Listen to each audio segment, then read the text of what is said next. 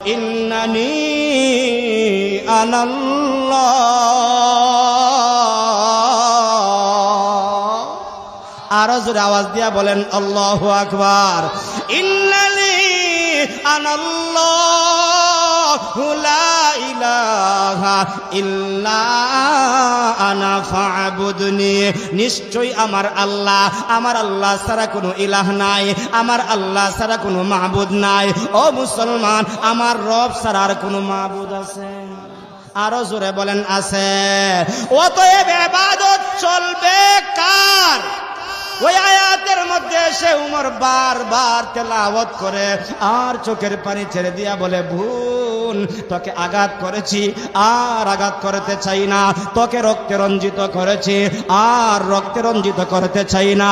ও বোন, যেই তলোয়ার নিয়ে এসেছিলাম মুহাম্মদের মাথাটা আনার জন্য, আমি চাই সেই তলোয়ারের নিচে আমার মাথাটা কুরবান দিতে।